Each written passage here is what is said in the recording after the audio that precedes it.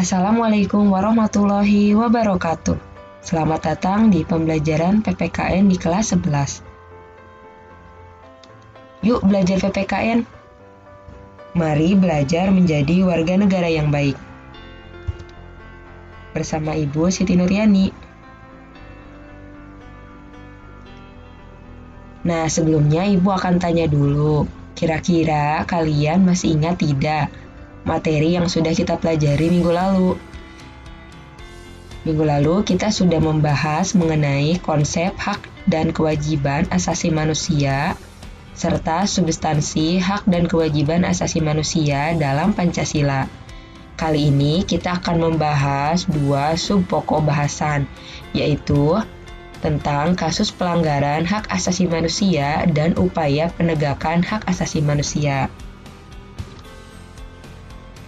Tujuan pembelajaran kali ini diharapkan kalian dapat menganalisis kasus-kasus pelanggaran hak asasi manusia, serta menganalisis upaya penegakan hak asasi manusia.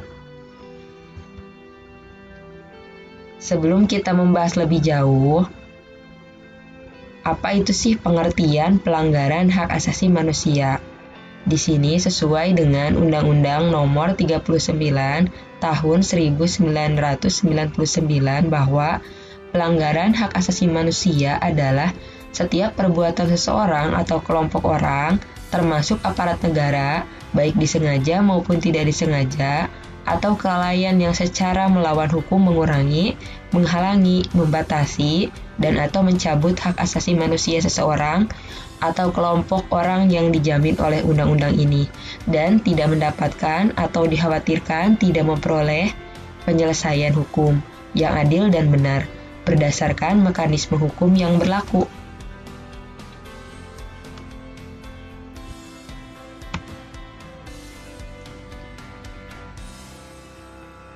Sesuai penjelasan materi minggu lalu bahwa setiap manusia memiliki hak asasi, akan tetapi hak asasi manusia dibatasi oleh hak asasi orang lain.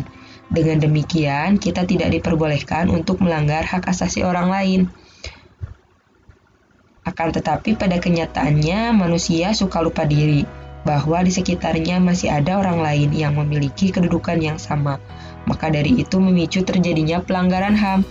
Nah, lalu apa sih penyebab terjadinya pelanggaran HAM tersebut? Nah, di sini ada dua faktor, yaitu faktor internal dan faktor eksternal.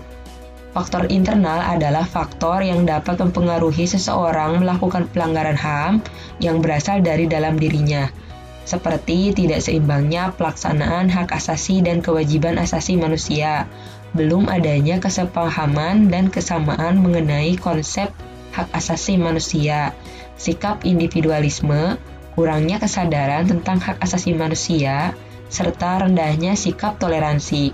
Nah, yang kedua yaitu faktor eksternal.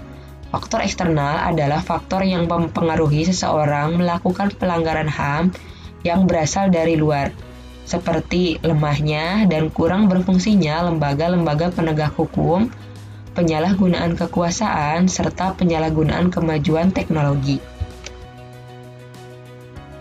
Jenis pelanggaran hak asasi manusia. Nah, jenisnya ada dua, yaitu pelanggaran HAM biasa dan pelanggaran HAM berat. Atau pelanggaran HAM biasa ini disebut dengan ordinary crime, seperti contohnya pemukulan, penganiayaan, pencemaran nama baik, dan menghalangi orang untuk mengekspresikan pendapatnya.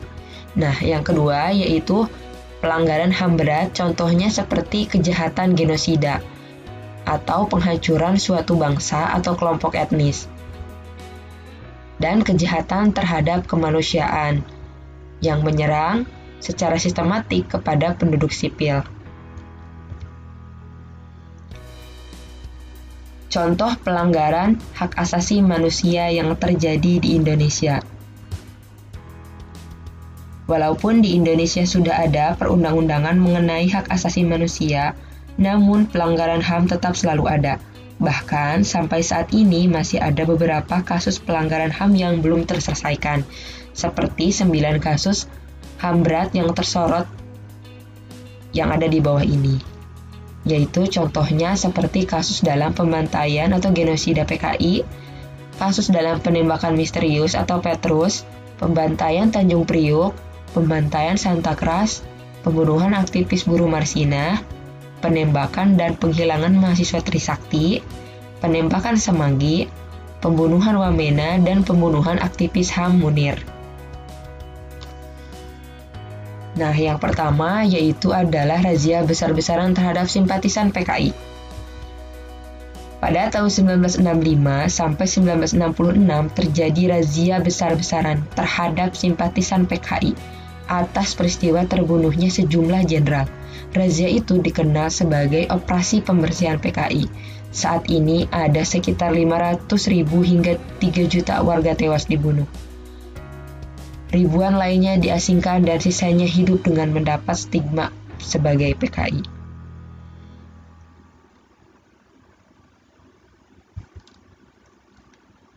Selanjutnya yaitu kasus penembakan misterius atau Petrus. Kasus penembakan misterius atau Petrus merupakan operasi rahasia yang digelar mantan Presiden Soeharto dengan dalih mengatasi tingkat kejahatan di Indonesia. Operasi ini melakukan penangkapan dan pembunuhan terhadap orang-orang yang dianggap mengganggu keamanan dan ketentraman masyarakat, khususnya di Jakarta dan Jawa Tengah.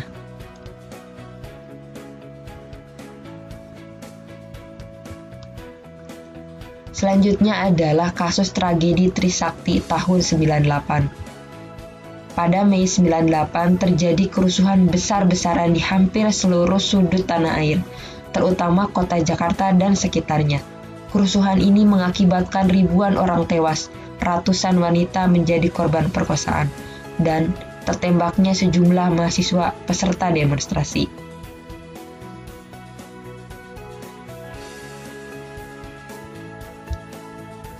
Selanjutnya yaitu kasus Wamena tahun 2003.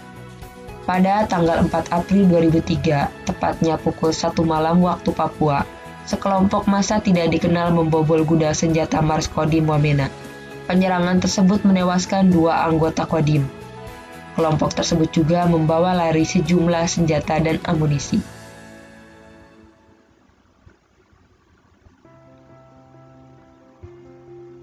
Selanjutnya yaitu kasus pembunuhan Munir.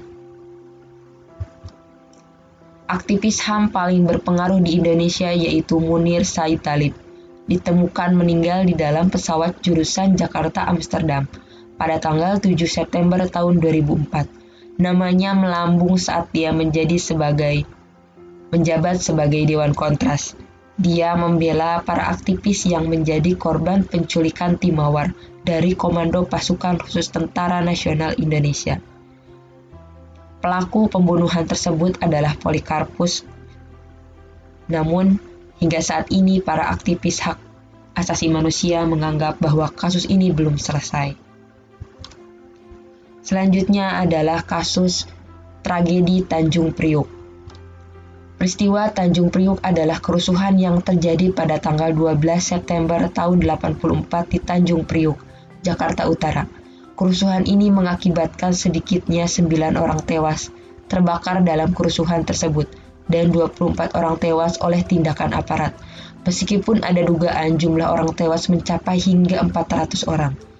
Kerusuhan ini diduga dipicu oleh tindakan Babinsa yang bernama Sersan Hermanu yang pada tanggal 10 September di Masjid As-Saadah di Tanjung Priuk, Jakarta Utara meminta pengurus masjid Amir Biki untuk menghapus brosur dan spanduk yang mengkritik pemerintah. Biki menolak permintaan ini, lantas Hermanu memindahkannya sendiri. Diduga saat memasuki area sholat masjid, Sersan Hermanu masuk tanpa melepas sepatunya. Hal ini membuat kemarahan beberapa warga sekitar yang membakar motor Sersan Hermanu. Pembakaran ini membuat beberapa warga ditangkap. Selanjutnya yaitu kasus terbunuhnya Marsina. Marsina adalah seorang pejuang HAM serta penegak buruh Indonesia. Marsina adalah salah satu motor penggerak unjuk rasa buruh PT Catur Putra Surya pada Mei 93. Unjuk rasa ini dalam rangka menuntut agar upah buruh dinaikkan. Pada tanggal 3 dan 4 Mei, Marsina dan rekan-rekan buruh lainnya mogok kerja dan berunjuk rasa. Pada 5 Mei, Marsina dan 14 kawan buruh lainnya menjadi perwakilan perundingan dengan PT tersebut. Namun, mulai tanggal 6 hingga 7 Mei, Marsina menghilang secara misterius. Baru pada tanggal 8 Mei, Marsina ditemukan dalam keadaan meninggal di sebuah hutan. Dokter forensik memastikan penyebab meninggalnya adalah karena penganiayaan berat.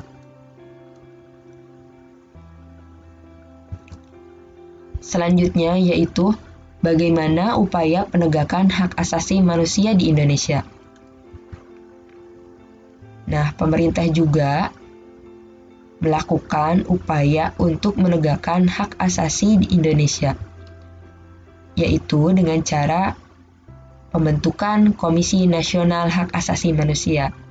Komisi HAM tersebut memiliki wewenang yaitu melakukan perdamaian pada kedua belah pihak yang bermasalah, menyelesaikan masalah secara konsultasi maupun negosiasi, menyampaikan rekomendasi atas suatu kasus pelanggaran hak asasi manusia kepada pemerintah dan DPR untuk ditindaklanjuti, memberi saran kepada pihak yang bermasalah untuk menyelesaikan sengketa di pengadilan. Selain Komnas HAM, ada juga lembaga lain yang sama-sama dalam menangani pelanggaran hak asasi manusia, yaitu Komnas Perlindungan Anak atau KPAI, Komisi Nasional Anti Kekerasan Terhadap Perempuan, Komite Nasional Perlindungan Konsumen, dan yang lainnya.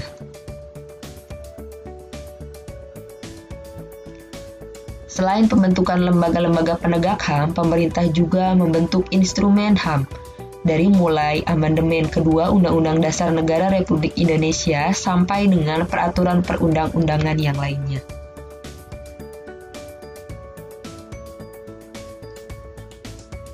Penegakan HAM di Indonesia mengacu pada Pancasila dan Undang-Undang Dasar 45 serta peraturan perundang-undang lainnya. Selain mengacu pada perundang-undangan tersebut, juga mengacu pada ketentuan-ketentuan hukum internasional. Selain itu juga pemerintah melakukan pembentukan pengadilan hak asasi manusia. Pengadilan HAM bertugas dan berwenang memeriksa dan memutus perkara pelanggaran hak asasi manusia yang berat, contohnya seperti genosida.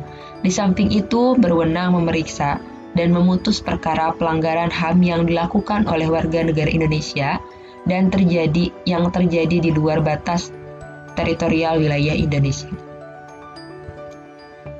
Nah, lalu bagaimana upaya penanganan kasus pelanggaran HAM di Indonesia? Yaitu ada dua opsi. Yang pertama adalah upaya pencegahan, yang kedua adalah membangun harmonisasi. Upaya pencegahan tersebut diantaranya adalah menegakkan supremasi hukum, meningkatkan profesionalisme lembaga keamanan dan pertahanan negara, meningkatkan kualitas pelayanan publik, menegakkan demokrasi, meningkatkan pengawasan, meningkatkan kerjasama, serta sosialisasi hak asasi manusia. Dalam membangun harmonisasi itu sendiri dengan cara berperilaku sesuai ketentuan norma dan hukum yang berlaku di berbagai lingkungan kehidupan. Terima kasih, itu yang dapat Ibu sampaikan. Sampai jumpa lagi di pembelajaran PPKN minggu depan. Jangan lupa banyak membaca, jaga kesehatan, karena dalam pembelajaran sosial itu tidak hanya cukup dilihat dari satu sumber saja, melainkan lebih baik membaca sumber yang lainnya. Jadilah warga negara yang baik. Demikian penjelasan dari Ibu. Assalamualaikum warahmatullahi wabarakatuh.